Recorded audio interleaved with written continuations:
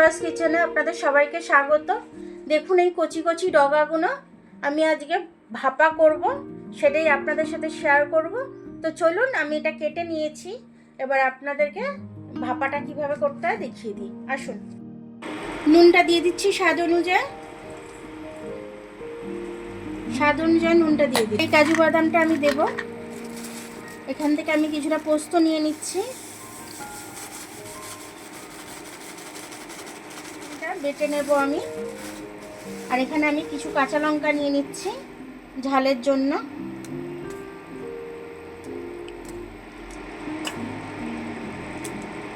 আর দেবো না।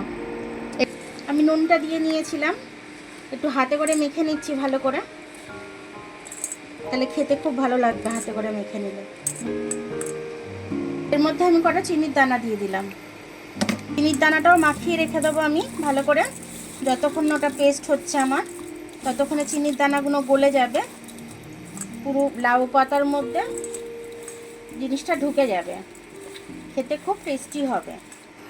পোস্ত, কাজু বাদাম আর কাঁচা লঙ্কার পেস্টটা আমি এর মধ্যে দিয়ে দেবো। খেয়ে নিলাম একটু। আমি এবার একটু সরষের তেল দিয়ে দেবো।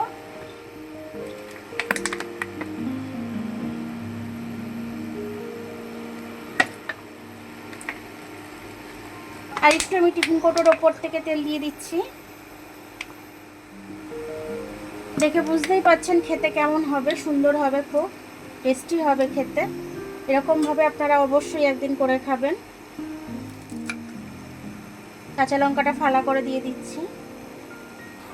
লঙ্কাটা ফালা করে দিয়েছি, যে যেরকম ঝাল খাবে ডলে নেবে। আমি এবার ঢাকনাটা দিয়ে দিচ্ছি। আমি জলের মধ্যে বসিয়ে দিয়েছি, এবার আমি এটা চাপা দিয়ে দেবো। ঢাকনাটা চাপা দিয়ে দিচ্ছি।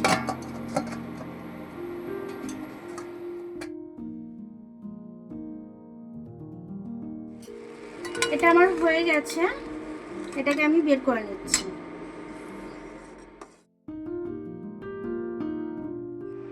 খুব সুন্দর হয়েছে দেখতে, আর দারুণভাবে মানে সেদ্ধ হয়ে গেছে, একদম সফট হয়ে গেছে, খুব সুন্দর খেতে হয়েছে। সর্ষের তেলটা দিয়েছি, গন্ধটা খুব দারুণ ছাড়ছে।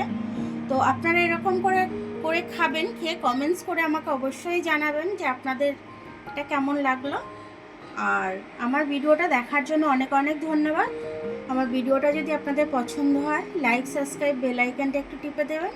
আর যদি ফেসবুক থেকে দেখেন, লাইক আর ফলোটা একটু করে দেবেন। আবার কাল দেখা হবে নতুন রেসিপির সাথে। ততক্ষণ আপনারা ভালো থাকবেন, আমি আসছি।